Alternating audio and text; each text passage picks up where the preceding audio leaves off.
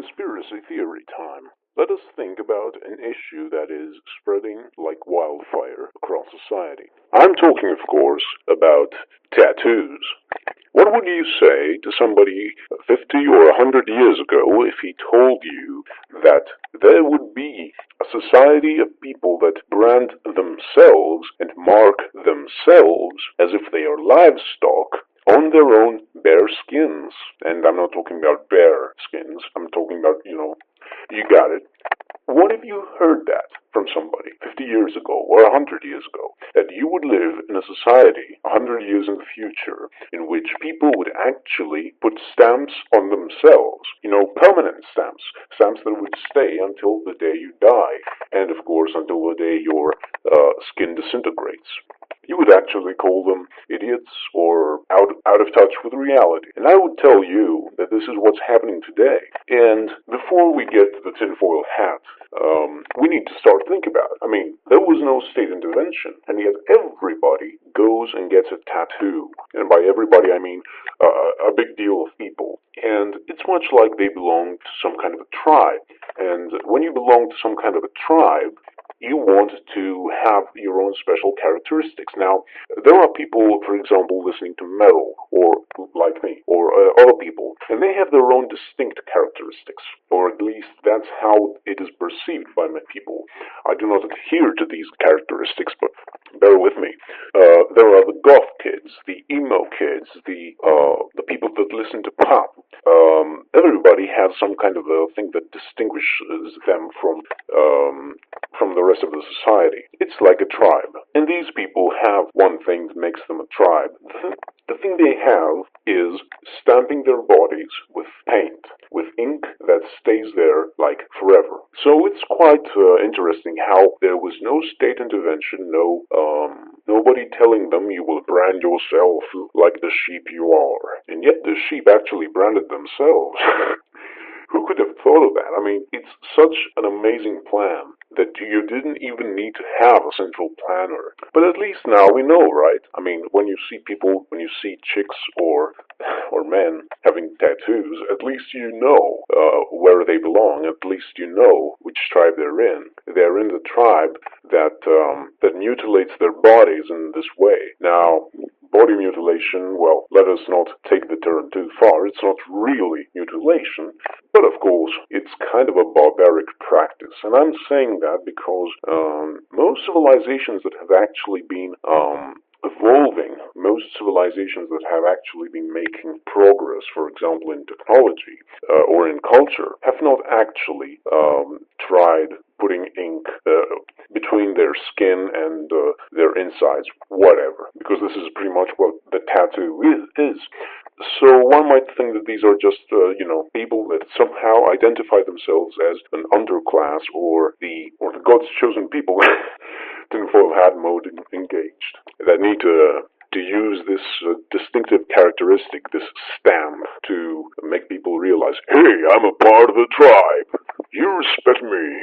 It's pretty much the same like those people embracing the gangster rap culture and all that, or the gangster culture in general. And it's pretty much the same like people embracing the very lifestyle of pop culture. Like, you're not just listening to pop music, you're not just accepting pop culture in general, but you want to stay in touch with it, you want to conform. And I'm not saying that as a guy that is a hipster, that is saying, ooh, I'm not a conformist. No. I'm saying that everybody does it in some way or the other. But in my opinion, my subjective opinion, there are some methods that make you seem more of an idiot compared to other methods of showing where you belong. Now, when it comes to, for example, long hair, I have long hair and I don't give a damn. I have long hair not particularly because of metal, because of my musical preferences, or because I want to belong in a certain group. For your information, by the way, long hair is generally considered a part of the leftist culture, and I don't consider myself a leftist. So there is this to take into account, and then you have to take into account various other shit, like the fact that I don't take the whole thing of belonging somewhere so seriously. The reason I don't take it so seriously is primarily because this is not exactly what your life should be about. I mean, yeah, it is something that is the byproduct of life. It's not life. It's not like I'm struggling to belong somewhere. No, it's just the byproduct of life, and you just happen to have it. You just happen to interact with a bunch of people with the same interests like you, and that's it. When people actually make their lives revolve around belonging somewhere, then they become kind of lame, like the people of the glam metal movement. If anybody knows what I'm talking about, glam metal was pretty much a type of metal that had to do with appearing a certain way, conforming to certain standards, and having no context in the music. So if you don't have context, if you don't have no if you don't have content in your music or in your own existence, if you're not functioning in some way, then what is your life? Is it just about identifying as something? I'm part of this tribe and that's it? No. Obviously, you're just a person with a mindless idiot. A mindless idiot, seems perfectly clear. And these people, the people who get tattoos and all that, they pretty much declare that way that I am a sheep. I'm the livestock of the state, or the livestock of whoever. In fact, I'm so much of a livestock that I'm intending to put a stamp on myself to prove that I'm a livestock and to be like that for the rest of my life. Now, I know some people are going to object to that, but frankly, I don't give a crap. Because when you make a permanent change on yourself, you better be goddamn sure that you have no other choice. At least that's how I consider it. For example, when you remove your wisdom teeth, a good example. When you remove your wisdom teeth, it's because you really can't deal with the situation unless you take them out. You do not make permanent decisions for issues that do not lead you to these permanent decisions. For example, Adolf Hitler, he decided to kill himself. One might blame him, but if you start thinking about what would happen to him, you start to understand that, oh, well, he made a rational choice. You have to understand his position, where he's coming from.